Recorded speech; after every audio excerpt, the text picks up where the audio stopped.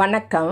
வாங்க சமைக்கலாம். இன்றைக்கி என்ன நம்ம சமைக்க போகிறோம் அப்படின்னா வெந்தய குழம்பு. இது ரொம்ப சத்து நிறைந்தது, பல வியாதிகளை குணமாக்கக்கூடியது.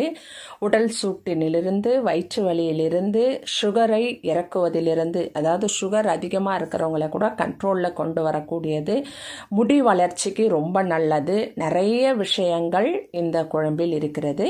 இது எப்படி செய்யணும் அப்படின்னா, முதல்ல வாணலி வைத்து எண்ணெய் விட்டு அதில் அரை ஸ்பூன் கடுகு, அரை ஸ்பூன் மிளகு, அரை ஸ்பூன் சீரகம், அரை ஸ்பூன் வெந்தயம் போட்டு அது வெடித்ததும் ஒரு 3 பச்சை மிளகாய் கீரி போட்டு அதை கூட கொஞ்சம் கருவேப்பிலையும் போட்டு அதையும் நல்லா வதக்கி, அதை ஒரு 4 பல்லு பூண்டு தட்டி அதையும் நல்லா வதக்கி, நல்லா பச்சை வாசனை போகும்படி வதக்கணும். வதக்கிட்டு நல்லா ஒரு கப் அளவுக்கு சின்ன வெங்காயம் அதை நல்லா உரித்து அந்த சின்ன வெங்காயத்தையும் அதை கூட போட்டு எண்ணெயில் நல்லா வதக்கணும்.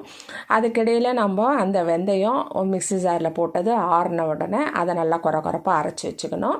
அரைச்சி வச்சுட்டு இந்த வெங்காயம் வதங்கினதும் ஒரு தக்காளி நல்ல குழைய நைஸாக அரைச்சிக்கோங்க. அரைச்சி அதையும் போட்டு தக்காளி விழுதையும் போட்டு வதக்கி ஒரு 15-20 பல்லு பூண்டு, நிறைய பூண்டு போடணும். பூண்டு உரித்து போட்டு இதையும் போட்டு அந்த எண்ணெயிலேயே நல்லா வதக்கணும். நல்லா எண்ணெய் பிரிஞ்சு வரணும். வெங்காயம், தக்காளி, அந்த பூண்டு, பச்சை மிளகாய் எல்லாமே நல்லா எண்ணெய் வதங்கி குழஞ்சி வரும். அந்த குழஞ்சி எண்ணெய் பிரிஞ்சு வரும் நேரத்தில் தேவையான அளவு மிளகாப்பொடி நான் 2.5 ஸ்பூன் போட்டிருக்கேன். குழம்பு மிளகாப்பொடி அதிலே தனியா சேர்ந்தது, அதனால் நான் 2.5 ஸ்பூன் மிளகாப்பொடி, 1 ஸ்பூன் உப்பு, ஒரு 1/4 ஸ்பூன் மஞ்சள் பொடி போட்டு அந்த எண்ணெயிலேயே கொஞ்சம் நல்லா வதங்கணும்.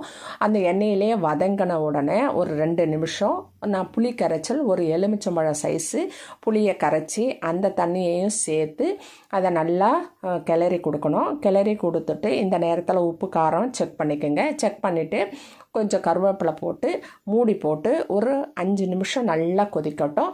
5 நிமிஷம் நல்லா கொதித்து நம்ம வெட்ட எண்ணெய்லாம் பிரிஞ்சு மேலே வரும். அந்த மேலே வரும்பொழுது ஒரே ஒரு துண்டு, ஒரு அரை ஸ்பூன் இருக்கட்டும், அரை ஸ்பூன் வெல்லம் அதுக்கு அந்த குழம்புல போட்டு அதையும் ஒரு கிளறி அந்த நேரத்தில் பூண்டு, வெங்காயம் எல்லாமே நல்லா வெந்திருக்கும். அந்த நேரத்தில் தான் வெல்லம் போடணும். போட்டு அதையும் நல்லா கிளக்கி கொடுத்து நல்லா எண்ணெய் பிரிஞ்சு அது கலர் மாறி வரும். அந்த நேரத்தில் நம்ம அரைச்சி வச்ச அந்த வெந்தய பொடியை நல்லா 1 ஸ்பூன் 1.5 ஸ்பூன் பொடியை நல்லா அந்த குழம்பு மேலே தூவி நல்லா ஒரு கிளறி, இந்த வெந்தயம் தூவின பிறகு ரொம்ப நேரம் கொதிக்கக்கூடாது. ஒரு 2 நிமிஷம் கொதிச்சா போதும்.